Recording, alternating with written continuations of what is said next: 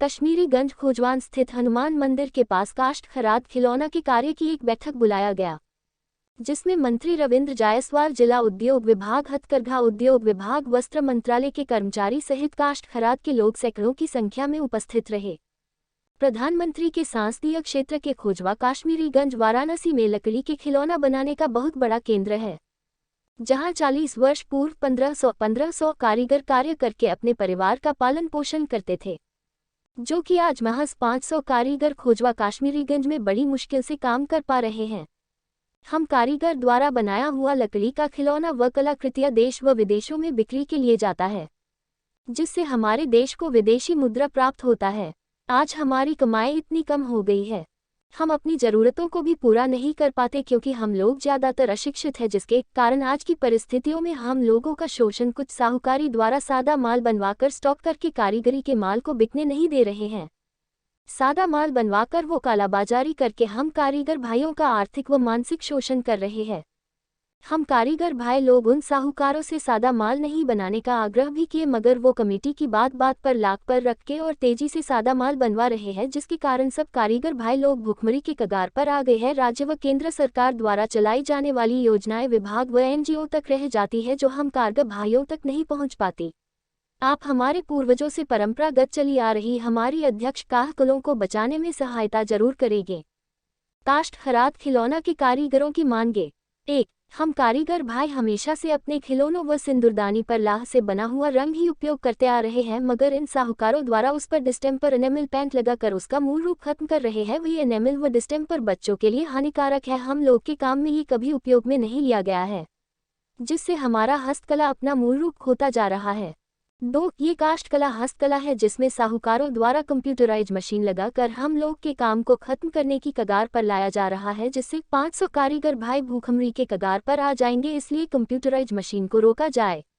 3. लकड़ी खिलौना कारीगरों को भी बुनकर के भांति सस्ते दर पर बिजली उपलब्ध कराए। 4. हम कारीगर भाइयों को कच्चा माल लकड़ी न मिल पाना एक बहुत बड़ी समस्या है। कृपया डिपो खुलवाकर उचित मूल्य में हम कारीगर भाइयों को लकड़ी उपलब्ध कराने की कृपा करें। 15. सरकारी योजना का लाभ हम कारीगरों को सीधा मिले, ना कि किसी एनजीओ के माध्यम से। 6. खोजवा कश्मीरीगंज क्षेत्र को शिल्प ग्राम घोषित किया जाए, जिससे कारीगरों का विकास ही। 7. Common facility centre Khojwa Kashmiriganj में स्थापित हो, जिसका हम कारीगरों आसानी से मिल सके। हाँ, आज जो मंत्री जी आज जो बैठक यहाँ पे था, किस मुद्दे को लेकर यहाँ बैठक किया गया? ये बनारस का ओडीओपी में यहाँ का काष्ठ का खिलौना आता है, इससे जुड़े कई हजार परिवार हैं।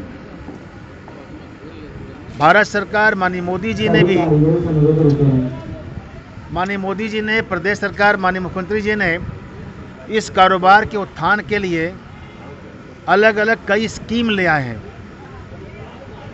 लेकिन यह स्कीम जनता तक कम पहुंच पा रही है। तो आज सारे विभाग, उद्योग विभाग के लोग और हस्तकरघा के लोग भी यहाँ पर बैठ करके जो सरकार की योजना है उसको बताए हैं और जन जन तक इसका लाभ पहुँच जाए। सरकार संकल्पित है कि यह जो काष्ठ का खिलौना का कारोबार है उसको आगे बढ़ाया जाए। इससे संबंधित जो हमारा हजारों परिवार है उनकी अर्थव्यवस्था अच्छी हो जाए, उनका इनकम दुगना हो जाए। आज इनका शिल्पी कार्ड बनाने से लेकर के इनका बीमा में और साथ ही साथ इनको मार्केट के बारे में पूरा बताया है, और सरकार इनको जो मेले में जाते हैं तो क्या क्या सुविधा देती है इसे बताया गया। सबसे ज़्यादा समस्या इनको लकड़ी की होती है। लकड़ी के बारे में भी इनसे बात हो गया है। एक इकोलिप्टस और एक कोरिया की लकड़ी कारोबार करते हैं, इसके लिए हमने प्लानिंग कर लिया गया। अगर ये लोग करना चाहें तो सरकार उसके लिए दे रही पूंजी, और उस पूंजी में दे रही सब्सिडी दे रही है 25% का। जी, सोनू वर्मा है, हम भी इसी के कार्यकारिणी सदस्य हैं। सोनू जी, क्या समस्या थी आज जिसका हल नहीं निकल पाया? समस्या ये हम लोग का था कि हम लोग सादा माल को लेकर जो हम लोग के मतलब कारीगरी में नहीं है, उसको कुछ साहूकार लोग हैं जो कि इस तरीके से काम कर रहे हैं, जिससे यहाँ के जो कारीगर लोग हैं 500 से 600 की तादाद में, वो लोग भूखमरी के कगार पे आ गए हैं। किस तरह का काम आप लोग करते हैं? लकड़ी का खिलौना बनाने का मैन्युफैक्चरिंग कारखाना है, मतलब कारखाना नहीं, ये हस्तशिल्प कला है। तो कहाँ पे है? ये कश्मीरीगंज खोजवा में स्थित है। तो मंत्री जी से बात हुई रविंद्र जायसवाल जी से? जी, उन्होंने पूरा कोशिश किया है कि मतलब सांत्वना दिया है कि हाँ, ये आगे हम इस पर विचार करेंगे, लेकिन अभी ये बातें हम लोग को पूर्णतः क्लियर नहीं हो पाया है। वो फिर बोले कि इस पर बात करें, जो दूसरे पक्ष आने को रहे वो आज नहीं आप आए उनके बुलाने पे भी, लेकिन अब आगे वो बोले हैं कि ठीक है हम चर्चा करके फिर क्लियर कर देंगे।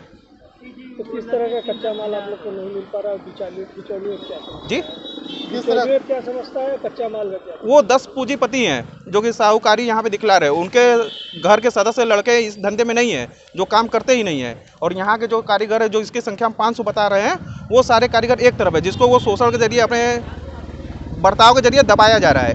और यहाँ तक कि जो इसके खिलाफ काम कर रहे हैं, आवाज़ उठा रहे हैं, उनको डरा धमका रहे हैं। और लकड़ियों की क्या समस्या है? लकड़ी यहाँ पे मिल रहा है जो कि नहीं के बराबर है, जिसकी वजह से यहाँ के जो कारीगर है वो टाली चलाने के लिए मजबूर हो गए और वो लोग अपना लकड़ी डंप कर करके रखे हुए हैं। तो इस पर आश्वासन क्या मिला? आश्वासन ये मिला कि आगे कार्य किया जाएगा। मंत्री जी आए, वो कोशिश किए हैं, बात को रखे हैं, समझे हैं अच्छे से। जी, ज्ञापन दिए उनको। तो कितनी सूत्री मांग थी उस पर? मांग लिख के दिए हैं, जिसमें जैसे कि हम बुनकरों को बिजली मिल रहा है, हम लोग को बिजली 500 के तादाद में कारीगर है जो कि बिजली की महंगाई की वजह से विलुप्त होते जा रहे हैं। हस्तकला को बचाने के लिए हम लोग यही किए हैं कि बिजली हम लोग को उचित मूल्य पे मिले तो भी कार्य हम लोग का चलेगा। लकड़ी मिले, जो हम लोग का कच्चा माल है, रॉ मटेरियल, वही नहीं मिलेगा तो काम खत्म। अब मोदी जी खुद इस बात को प्रमोट कर रहे हैं हस्तशिल्प कला को, और यहाँ पे हस्तशिल्प कला लुप्त होने जा रहा है।